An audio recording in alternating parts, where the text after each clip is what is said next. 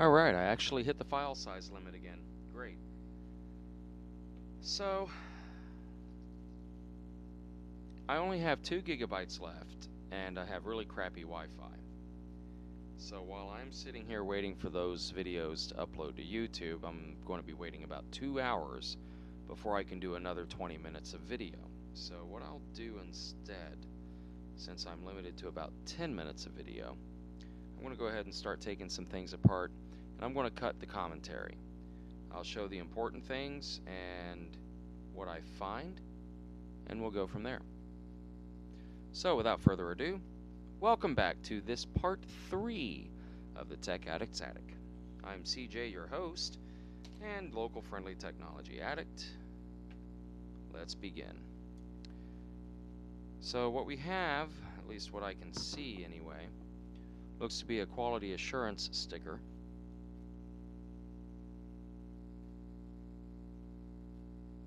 Wow. I gotta break out the magnifying glass for this one. I'm getting old.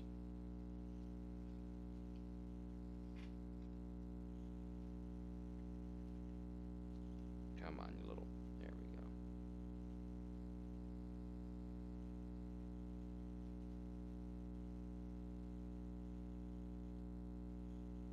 So I don't know what that tells us.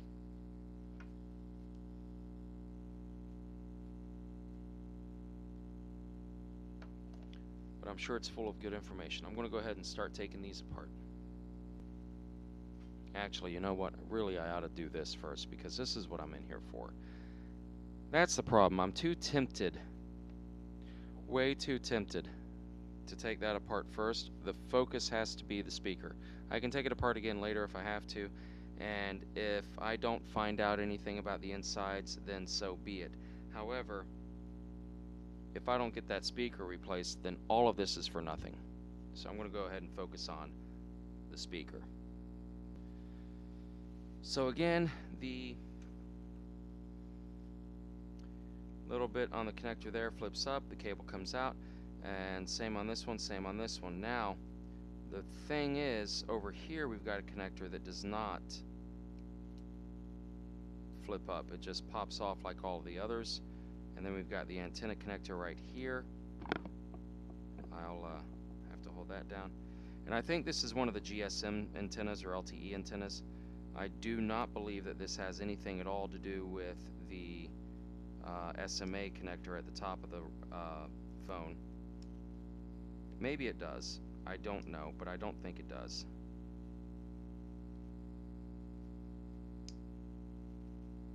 I'm trying to get this off of here without breaking anything, but there we go. Alright, so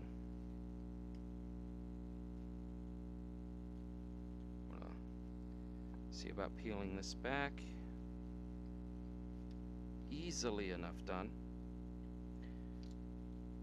And now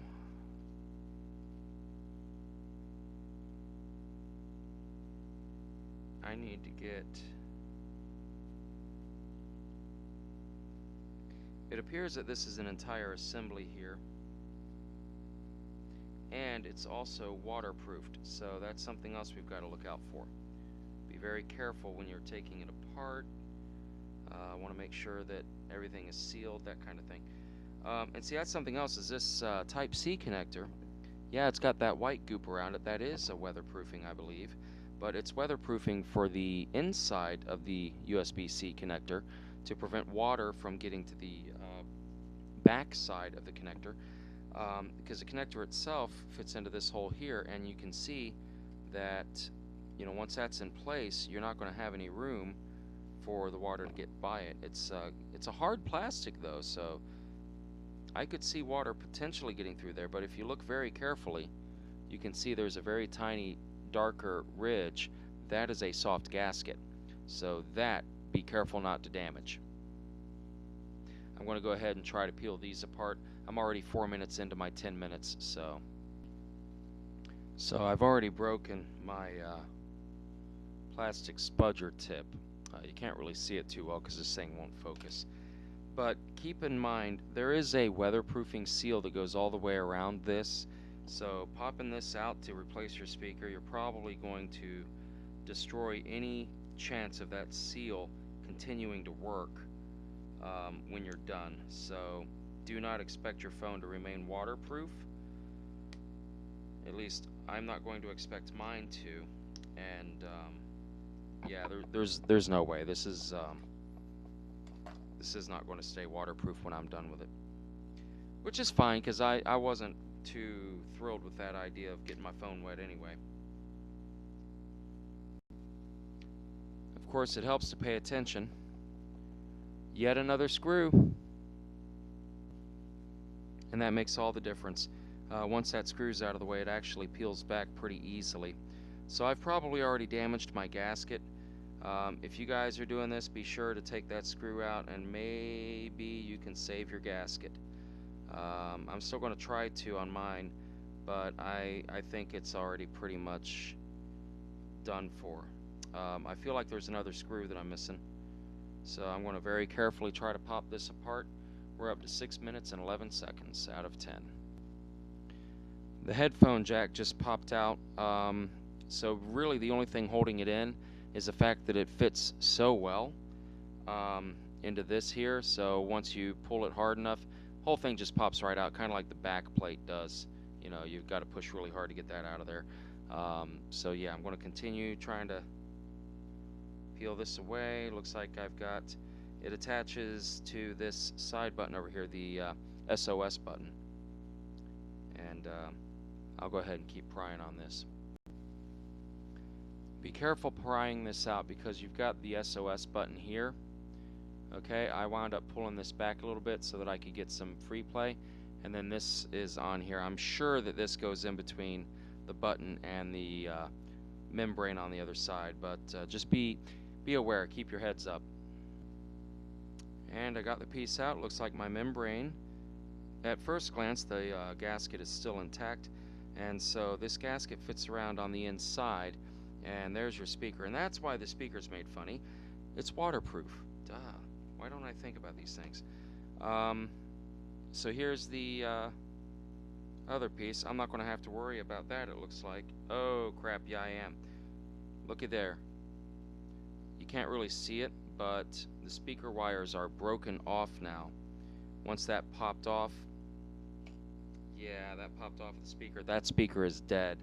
There's no fixing that, I don't think. So be careful prying it apart. If you're not out there to replace the speaker, then you pop that off the wrong way, you are going to have to. Alright, and prying with the metal spudger up underneath there, we can lift the speaker up and out. And you've got more of that white, looks like some kind of silicone caulk that they use, but it's not your regular caulk. Caulk might actually work, come to think of it, but I wouldn't use anything that's not designed for this, just in case. So I'm going to go ahead and break out the soldering iron, and I'm almost out of space on my phone. So it's pretty straightforward from this point on. I'm going to break out, like I said, the soldering iron. I'm going to solder the speaker wires through. Crap. Now I've got to see, if you don't have all of the stuff, I'm going to need some of that waterproofing stuff. So this, quite simply, the phone will no longer be waterproof, but looking at how it's put together, yeah, it probably is waterproof straight from the factory, and I wouldn't even be worried about it. As long as the QA was good on that day ending in Y, then you should have a good phone. I mean, they've got gaskets all over this thing, and everywhere there's an opening, there's this white stuff, waterproofing agent they used. But I'm going to go ahead and take care of that and end this series of videos for tonight, because it's going to take several hours for these to get uploaded, and hopefully I'll be able to take plenty of pictures of the inside. So until the next episode,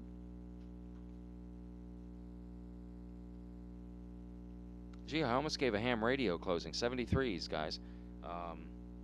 Just sitting here, I'm trying to think.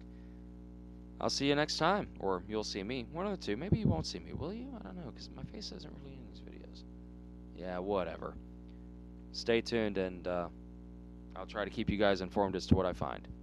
Thanks for watching. This is CJ, your local friendly technology addict, and you've been watching the Tech Addict's Attic.